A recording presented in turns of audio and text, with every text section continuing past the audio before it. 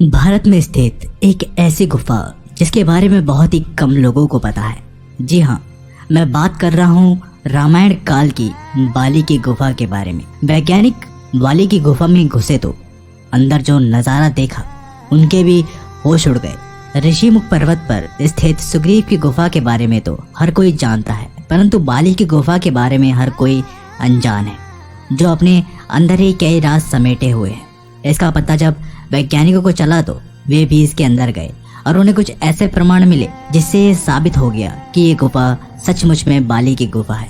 परंतु उस गुफा के अंदर से उन्हें ऐसा क्या मिला जिसके बाद उनके भी होश उड़ गए। नमस्कार दोस्तों, आप देख रहे हैं भक्ति शास्त्र।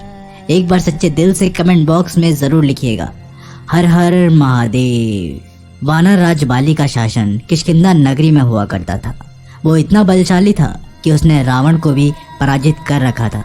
परंतु ऐसा क्या हुआ कि उसने अपने भाई से ही दुश्मनी हो गई, जिसके पीछे का कारण था वो गुफा, जिसे आज हम बाली की गुफा के नाम से जानते हैं।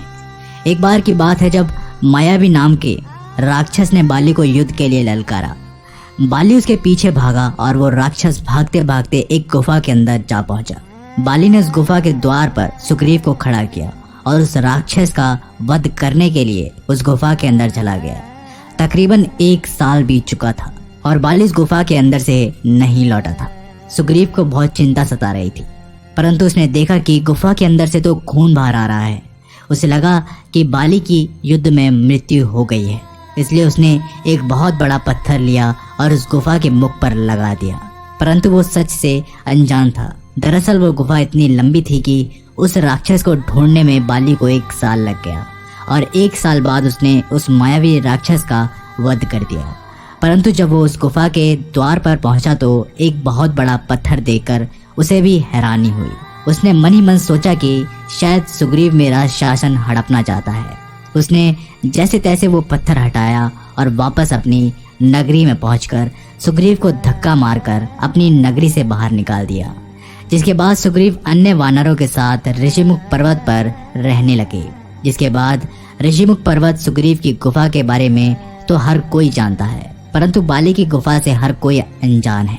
आज के समय में बाली की वही गुफा तुंगभद्रा नदी के किनारे वाले कर्नाटक के हम्पी शहर के आसपासी इलाके में है। वहां पर स्थित कुछ लोगों ने यह दावा किया कि यह वही बाली की गुफा है जिसमें बाली और मायावी राक्षस के बीच युद्ध हुआ था। वैज्ञानिक को इस बात का पता चला तो वे शोध करने के इरादे से बाली की गुफा में पहुंच गए। परंतु जब वो गुफा के अंदर पहुंचे तो उनको इस बात का अंदाजा नहीं था कि वो गुफा कितनी लंबी है। वो पुनः गुफा के बाहर आ गए और इस बार अपने साथ खाने पीने की पूरी व्यवस्था करके दोबारा एक बार बाली की गुफा में घुसे। ये गुफा इतनी लंबी है कि बाली को भी मायावी राक्षस को ढूंढने के लिए पूरा 1 साल लग गया था। परंतु वो धीरे धीरे गुफा के अंदर चलते जा रहे थे। उन्हें बस कुछ ऐसा प्रमाण चाहिए था जिससे ये सिद्ध हो सके कि ये गुफा सचमुच में बाली की गुफा है। वे 2-3 दिन तक उसी गुफा में विचरण और शोध करते रहे, परंतु उनके हाथ कुछ भी नहीं लगा। परंतु ठीक 3 दिन बाद उन्हें अंदर से एक विशालकाय नाखून प्राप्त हुआ।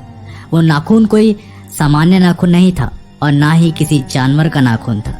वे सभी हैरान थे कि आखिर ये नाखून किस प्रजाति का है, जिससे शोध के लिए भेज दिया गया।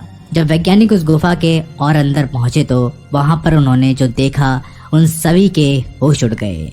दरअसल उस गुफा के अंत में एक अलग ही भाषा में कुछ लिखा हुआ था जो किसी के समझ में नहीं आ रहा था।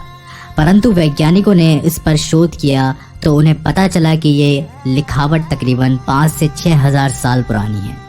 वानर नाम की प्रजाति पहले इस तरह की लिखावट का इस्तेमाल किया करती थी।